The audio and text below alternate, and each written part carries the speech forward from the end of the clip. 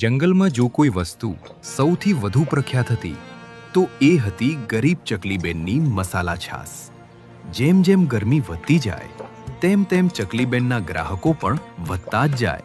થોડી થોડી છાશ અને ઠંડી ઠંડી છાશ, ગરીબ ચકલીની મસ્ત મસાલા છાશ. પી લો ભાઈ, મોટો પ્યાલો ફક્ત 10 રૂપિયામાં. આવો ભાઈ, અહીં આવીને ઠંડી છાશ પીને જાઓ. દરરોજ સવાર પડતા જ ચકલીબેન ઉઠીને પ્રેમથી તાજી છાશ બનાવતા.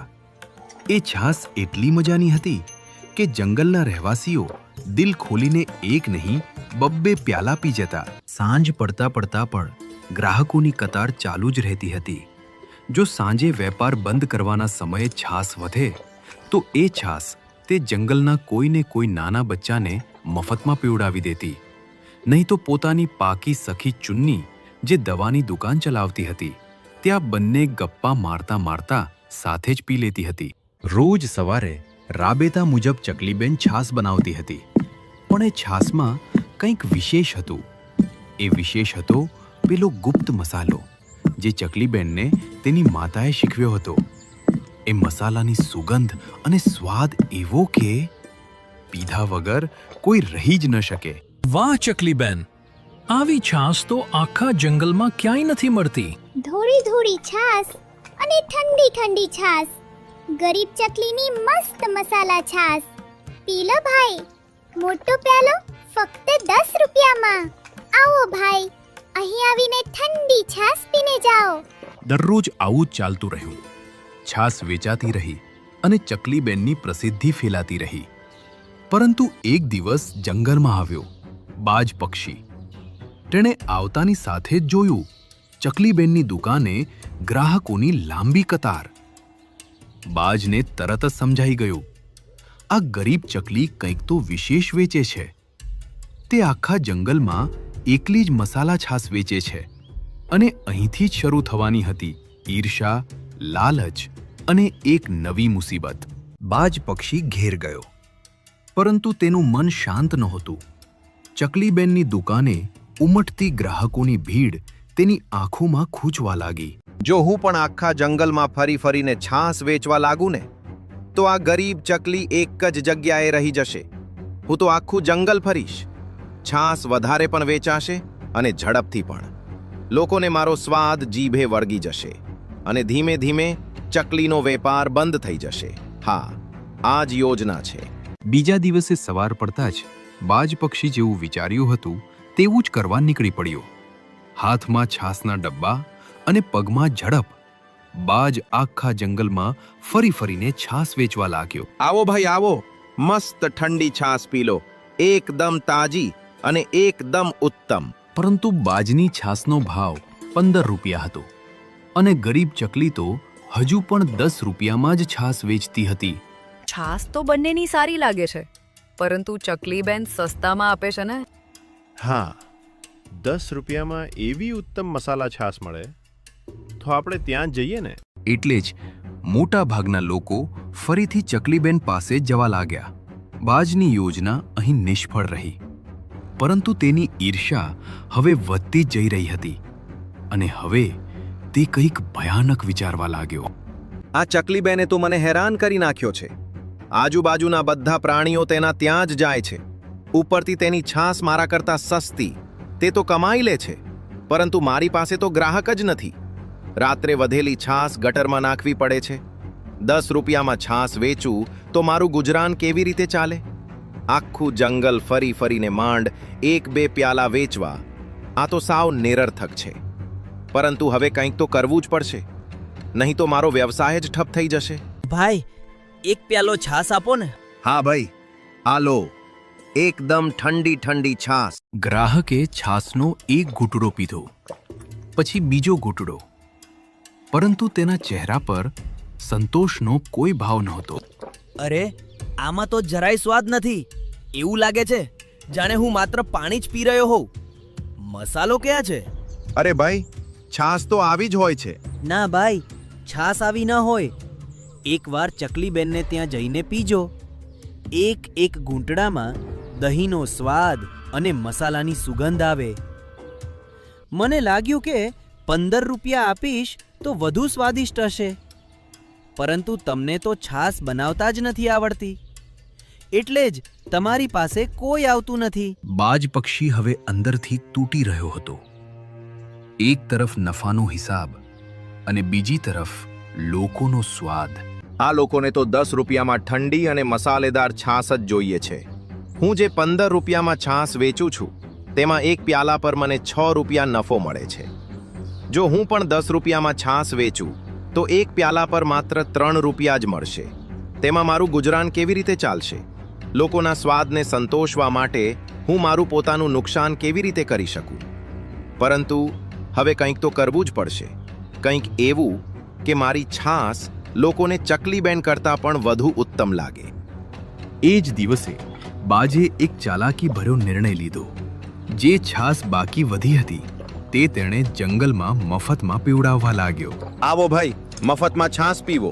બોલો, તમને આનો સ્વાદ કેવો લાગ્યો? સાચું કહું તો તમારી છાશ એટલી ઉત્તમ નથી લાગતી. તો તમે જ કહો, તમને કેવી છાશ પસંદ છે? મને તો એવી છાશ પસંદ છે કે પીતાની સાથે જ મારા મગજની બધી નસો ખુલી જાય, એકદમ તાજગીસભર. અને મને એવી છાશ પસંદ છે જે આખા દિવસના થાકેલા શરીરને સ્ફૂર્તિ આપે અને સવારથી જ નવી ઉર્જા ભરી દે. બાજ ધ્યાનપૂર્વક બધું સાંભળતો રહ્યો.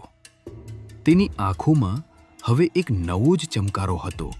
ઠીક છે, આવતીકાલથી હું તમારા માટે એવી જ છાશ બનાવીને લાવીશ. એવી છાશ જે પિતાની સાથે જ સદા માટે યાદ રહી જાય. પરંતુ પ્રશ્ન એ છે, શું બાજ સાચી મહેનત કરશે કે ફરીથી કોઈ અયોગ્ય માર્ગ અપનાવશે? લોકોને એવી છાશ જોઈએ છે જે તેમનું મગજ શાંત કરી દે, રાત્રે ઘાટી ઊંઘ અપાવે અને સવારથી જ મન એકદમ પ્રફુલ્લિત રહે. હું એક કામ કરું છું, તમામ બીમારીઓની એક દવા લઈ આવું અને સવારની છાશમાં તેને ભેળવી દઉં. ત્યારબાદ લોકોને મારી છાશની આદત પડી જશે અને જંગલના તમામ પ્રાણીઓ માત્ર મારી પાસે જ આવશે. આવું વિચારીને બાજ સીધો જ જંગલની એક મેડિકલ સ્ટોર પર પહોંચ્યો. મને એવી દવા આપો જે મગજને એકદમ શાંત કરી દે, રાત્રે ખૂબ જ ઘાટી ઊંઘ આવે અને મન સદા પ્રફુલ્લિત રાખે. અને હા, દવા એકદમ સસ્તી હોવી જોઈએ. હા ભાઈ, હું એક પડીકું બનાવી આપું છું. આમાં 10 દિવસની દવાઓ છે. દરરોજ 2 ગોળી લેવાની રહેશે. કુલ કિંમત 20 રૂપિયા. હા હા, કોઈ વાંધો નથી, તમે આપી દો. પરંતુ બાજ એ વાતથી તદ્દન અજાણ હતો કે આ દવાઓ તો પ્રાણીઓનો સારો સ્વાસ્થ્ય કરવા માટે છે, છાશ માટે નહીં.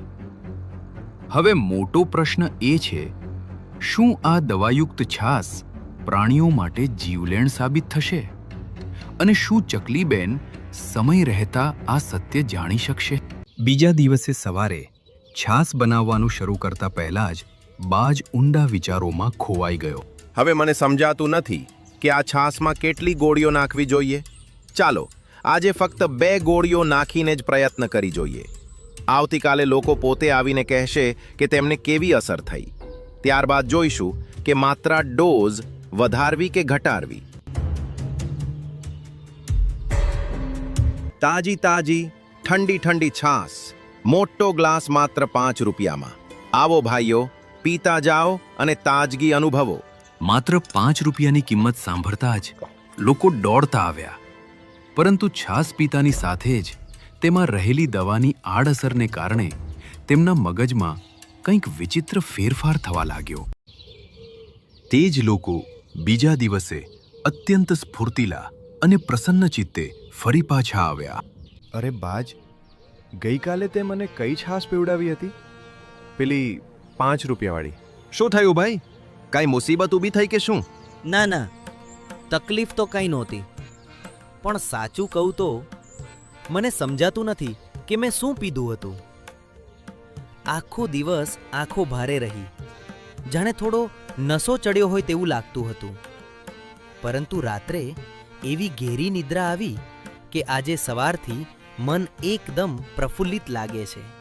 અરે ના ભાઈ, મેં તો છાશ હંમેશની જેમ જ બનાવી હતી, માત્ર તેમાં આ વખતે નવો અને તાજો મસાલો ઉમેર્યો છે. મને લાગે છે કે ગઈકાલે તમે અત્યંત થાકેલા હશો, તેથી જ તમને નશા જેવો ભાસ થયો હશે. હા, કદાચ તારી વાત સાચી છે, પણ ઊંઘ તો અદ્ભુત આવી હતી. હવે તો દરરોજ તારી પાસે જ છાશ પીવા આવવું પડશે. અને અહીંથી જ આરંભ થયો છાસની એ પ્રાણઘાતક આદતનો. પરંતુ મોટો પ્રશ્ન તો એ છે, શું આ ભેળસેળિયા છાસ આખા જંગલ માટે સંકટ બની જશે? અને શું ચકલીબેન સમય રહેતા આ ભયાનક સત્યને શોધી શકશે?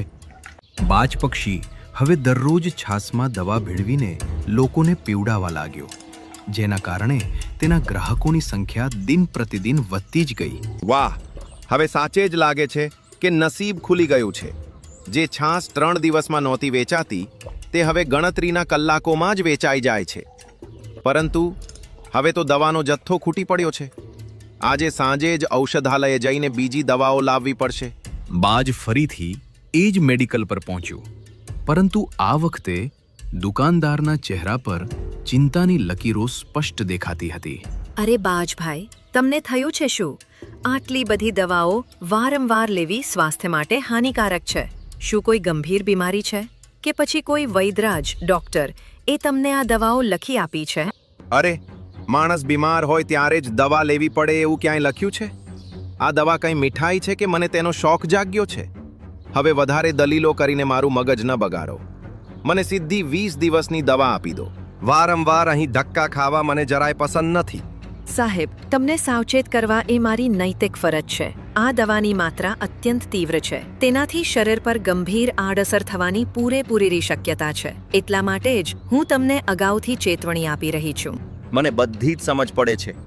મારે કેટલી દવા લેવી જોઈએ અને કેટલી નહીં એ શીખવાડવાની જરૂર નથી. તમે માત્ર દવા આપો અને તમારું કામ કરો.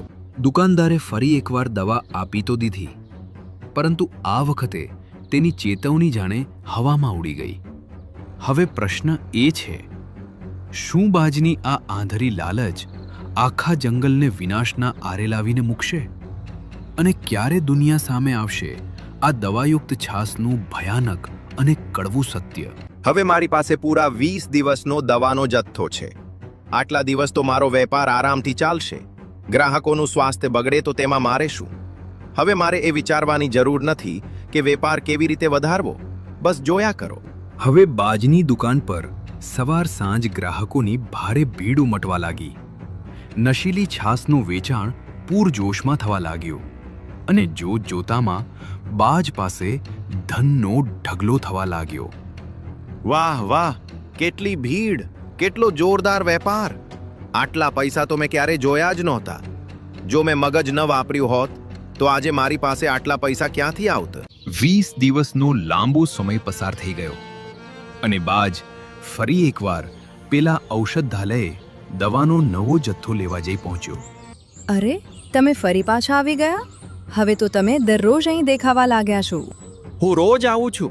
ના ના, માણસ બીમાર હોય તો દવા લેવી જ પડે. નહીં, હવે હું તમને એક પણ દવા નહીં આપું.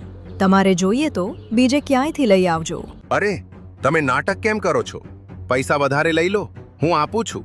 મને પૈસાનો લાલચ નથી. હવે દવા આપવી જ નથી. તમે શાંતિથી અહીંથી જતા રહો.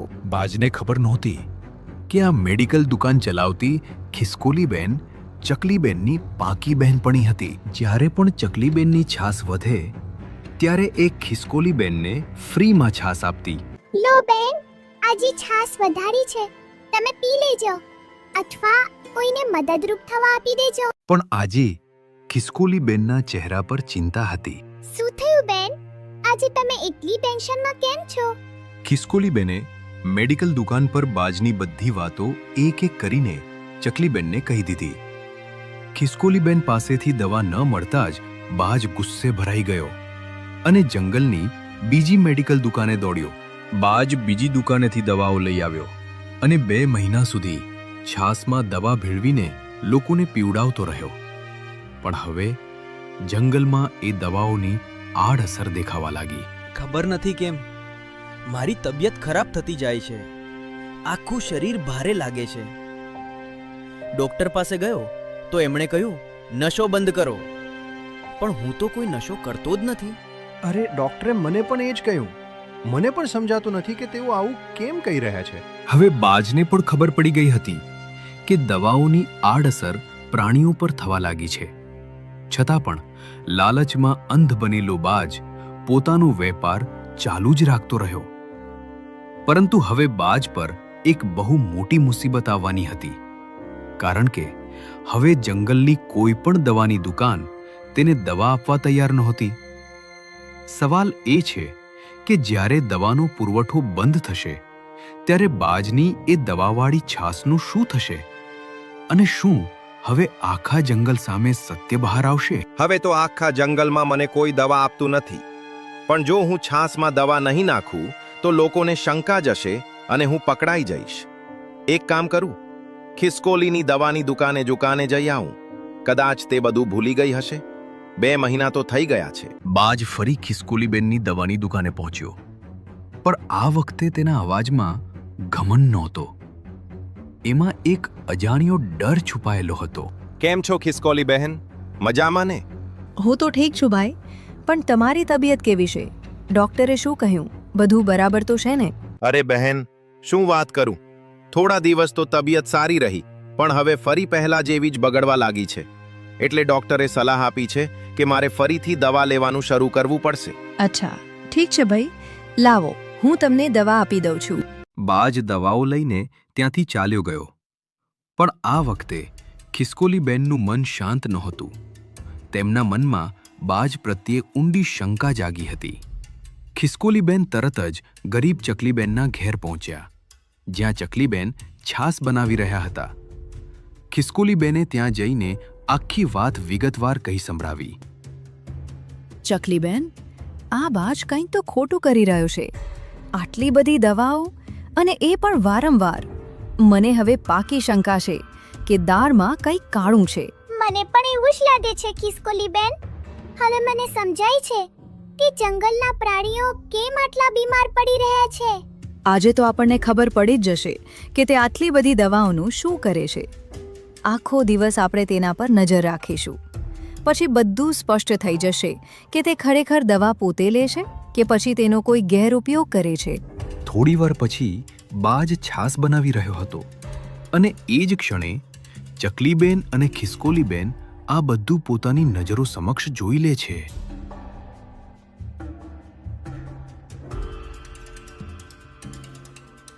હવે બધું સમજાઈ ગયું ખિસકોલી બેન. જુઓ, આ બાજ પોતાની છાસમાં નશાની દવા ભેળવી રહ્યો છે. હા, એટલે જંગલના પ્રાણીઓ બીમાર પડી રહ્યા છે.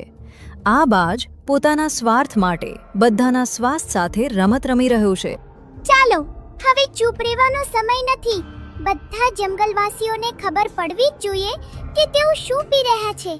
ચાલો, આપણે અત્યારે જ જઈને બધાની સામે સત્ય કહી દઈએ. હવે સત્ય સામે આવવાનું હતું. બાજની ખોટી ચાલ આખા જંગલ સામે ખુલ્લી પડવાની હતી. અરે ભાઈ, અહીંની છાસ તમને કેવી લાગી? અરે, છાસ તો બહુ જ મસ્ત લાગી બેન. છાસ પીધા પછી આખું શરીર હલકું થઈ જાય છે અને થોડો નશો ચડ્યો હોય એવું પણ લાગે છે. પણ ભાઈ, તમને કોઈ તકલીફ તો નથી ને? કોઈ બીમારી કે અન્ય કોઈ પરેશાની? હા બેન, ખબર નથી કેમ, પણ ડૉક્ટરે તો મને પણ કહ્યું છે નશો કરવાનું બંધ કરો. પણ હું તો કોઈ પ્રકારનો નશો કરતો જ નથી. આટલું સાંભળતા જ ચકલીબેન અને ખિસકોલીબેનને આખી વાત સમજાઈ ગઈ. ભાઈ, આ છાસવાળો તેની છાસમાં નશાની દવાઓ ભેળવે છે, એટલે જ તમે આખો દિવસ નશામાં રહો છો અને તમને ખબર પણ નથી પડતી. તમે બધા જ તેના શિકાર બની ગયા છો. શું? પણ ખિસકોલીબેન, ચકલીબેન પણ તો છાસ વેચે છે. હવેથી તો હું તેમની પાસેથી જ છાસ પીશ. ના ભાઈ, વાત એવી નથી. તમે ક્યાંથી પણ છાસ પીવો, એ તમારો અધિકાર છે. પણ આ બાદ છાસવાળો પહેલા આ ખિસકોલી બેન પાસેથી નશાની દવાઓ લેતો હતો અને હવે તે દવાઓ પોતાની છાસમાં ભેળવે છે. જો તમને વિશ્વાસ ન આવતો હોય તો તેની પાસે જઈને સીધું જ પૂછો. તે ગ્રાહક સીધો બાજ પાસે ગયો, જ્યાં પહેલાથી જ બીજા ગ્રાહકો પણ ઊભા હતા. બાજભાઈ, સાચું બોલો, શું તમે તમારી છાસમાં નશાની ગોળીઓ ભેળવો છો? આ સાંભળતા જ બાજનો ચહેરો સફેદ પડી ગયો. તે ગભરાઈ ગયો અને સામે ચકલીબેન તથા ખિસકોલીબેનને જોઈને સમજી ગયો કે હવે તેની પોલ ખુલ્લી પડી ગઈ છે. લાગે છે કે આ મેડિકલવાળી ખિસકોલી અને છાસ વેચતી ચકલી આ બંનેએ બધાને બધું જ કહી દીધું છે. હવે હું શું કરું? બાજભાઈ જલ્દી બોલો, આ વાત સાચી છે કે નહીં? અરે રે ચકલીબેન, હવે તમારા બધા ગ્રાહકો અહીં આવવા લાગ્યા એટલે તમને આ નથી ગમતું ને? એટલે જ તમે લોકો મારા કાયમી ગ્રાહકોને ભડકાવો છો અને મારી ઉપર શંકા કરાવો છો. આ ગરીબ ચકલીના કહેવા માત્રથી તમારા મનમાં મારા પ્રત્યે શંકા ઊભી થઈ ગઈ. ચાલ હવે વધારે હોશિયારી ન માર. હવે સાચું કહી દે. એમ પણ મેં જંગલના રાજા સિંહને પહેલેથી જ બોલાવી લીધા છે. સિંહનું નામ સાંભળતા જ બાજના પગ નીચેથી જમીન સરકી ગઈ. તે ગભરાઈ ગયો અને અંતે તેણે સાચું બોલી જ દીધું. માફ કરો ભાઈઓ અને બહેનો, હું સ્વીકારું છું કે હું ક્યારેક છાસમાં નશાની દવાઓ નાખી દેતો હતો. મને ચકલીબેનની છાસ જેવો મસાલો ન મળ્યો એટલે હું લાલચમાં આવી ગયો. હું દરરોજ એવું નથી કરતો, પણ ક્યારેક ગ્રાહકો વધારે આવે તે માટે આવું કરતો હતો. એટલામાં જ ત્યાં જંગલના રાજા સિંહ આવી પહોંચ્યા. સિંહે બાજને પકડી લીધો અને તેને સીધો જેલમાં મોકલી દીધો. માફ કરો મહારાજ, હવે પછી ક્યારેય આવું નહીં કરું. લોકો ગરીબ ચકલી પાસે છાસ પીવા જતા હતા એટલે જ મારી ગ્રાહકી વધારવા માટે મેં આ બધું કર્યું. એટલે તે પેલી ગરીબ ચકલીને નીચે પાડવા માટે જંગલના નિર્દોષ પ્રાણીઓના સ્વાસ્થ્ય સાથે ખેલ કર્યો. જે ઈમાનદારીથી પોતાની મહેનત કરે છે તેને હરાવવા માટે તે જૂઠ, નશો અને લાલચનો રસ્તો પસંદ કર્યો. હવે હું તને બતાવીશ કે ઈમાનદારી કોને કહેવાય. અને આ રીતે લાલચ, કપટ અને નશાની જીત ન થઈ. જીત થઈ ઈમાનદારી, મહેનત અને સત્યની. ગરીબ ચકલીની છાસ આજે પણ એટલી જ શુદ્ધ, સ્વાદિષ્ટ અને વિશ્વાસપાત્ર છે. થોડી થોડી છાસ અને ઠંડી ઠંડી છાસ. ગરીબ ચકલીની મસ્ત મસાલા છાસ. પી લો ભાઈ, મોટો પ્યાલો ફક્ત 10 રૂપિયામાં. આવો ભાઈ, અહીં આવીને ઠંડી છાસ પી